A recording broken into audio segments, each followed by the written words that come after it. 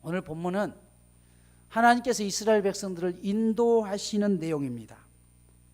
성막이 완공되자 하나님은 그 성막 위에 기둥으로 임하셨습니다.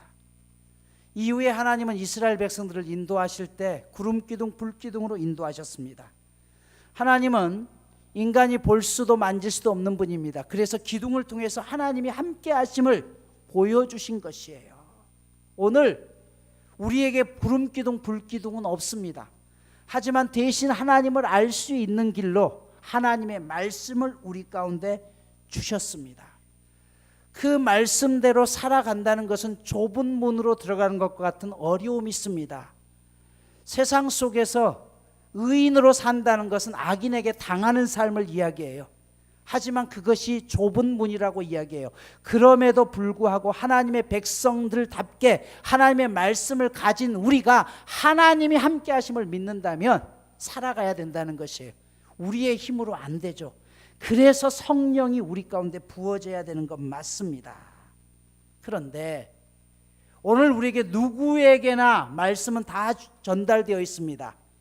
이 말씀을 보고 무조건 움직이면 될까요? 아니요. 하나님이 중요한 원칙을 민수기 10장에서 이야기하죠. 기둥이 움직일 때 제사장만 보는 것이 아니라 회중들도 보았다고 자신들의 의지대로 움직이지 않았습니다. 백성들의 움직임은 오직 제사장의 나팔 소리를 통해서만 움직였다는 것이에요. 오늘날 하나님의 말씀이 모든 성도들에게 주어졌지만 그 말씀을 임의로 해석하는 것이 아니라 목회자의 권위 아래 모이고 순종하는 이유가 바로 여기에 있습니다. 왜냐하면 하나님은 그것을 통해서 각 조직의 질서를 잡으시는 분이기 때문에 그렇습니다. 더러움이란 자기 자리를 벗어나는 것이다라는 말이 있어요. 여러분, 성령의 9가지 열매 중에 마지막 열매가 절제입니다. 다 귀한 열매인데 절제는 앞에 나온 8개의 열매를 담는 그릇과 같아요. 사과가 있고 복숭아가 있고 많은 과일들이 있는데 그 과일이 땅바닥에 던져져 있으면 그것은요, 그 사과 자체는 귀하지만 먹기가 굉장히 부담스러워요. 그게 아름다운 그릇에 담겨져 있을 때 가장 아름답고 먹음직한 것입니다. 우리 이 세상을 살아가는 우리 모두에게 하나님의 말씀이 홍수처럼 쏟아져 내리고 있습니다. 그러나 하나님은 그 말씀을 여러분이 섬기는 교회 안에 그 그릇 안에서 질서로 주셨다는 사실을, 절제의 그릇으로 주셨다는 사실을 우리가 깨달아야 되는 것입니다. 그래서 내 기준대로 움직이는 것이 아니라 제사장의 나팔 소리를 듣고 움직이게 있습니다.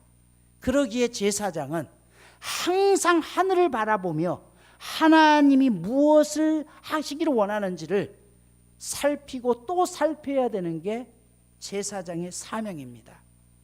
중요한 것은 오늘 나팔 소리가 그때그때 달랐다라는 사실이에요. 첫 번째 나팔이 불면 뭐라고요? 모든 백성들이 다 모였습니다. 두 번째 나팔이 불면 어땠어요? 리더들이 모였습니다. 여러분, 그러면 모든 백성들이 모일 때 리더들은 빠졌을까요? 아니요. 그들도 함께 모였습니다. 여러분, 여기에서 우리에게 중요하게 알리는 것은 뭐냐면 리더는요, 리더들만 모이는 나팔 소리가 따로 있다는 것이에요. 여러분, 평신도들은 주일날 한 번 예배 드리는 것도 벅찰 수 있고 그것으로 내 의무를 다했다고 할 수 있어요. 그러나 리더들은 리더들만 따로 불러 모으는 소리가 있었다니까요. 그 말은 무슨 말이에요? 평신도들보다 최소한 한 번 더 이상 모여야 된다는 것이에요. 제가 우리 직분자들에게 주일 말고 또 나오라고 말씀드리지 않습니다. 그런데 성경이 그렇게 말씀하네요. 어떻게 할까요? 여러분, 리더로 선다는 것, 직분자로 선다는 것은 오늘 분명하게 말씀하죠. 평신도 외가 한 번 더, 평신도들이 모이는 시간을 떠나 한 번 더 모일 수 있는, 그래서 하나님의 음성을 함께 듣고 목회자가 제대로 서갔는지를 보좌하고 그 백성들을 이끌어갈 수 있도록 협력하는 것이 리더라는 것입니다. 사랑하는 여러분, 오늘 이 10장에서 하나님이 우리 가운데 나타나시면서 우리에게 말씀하십니다.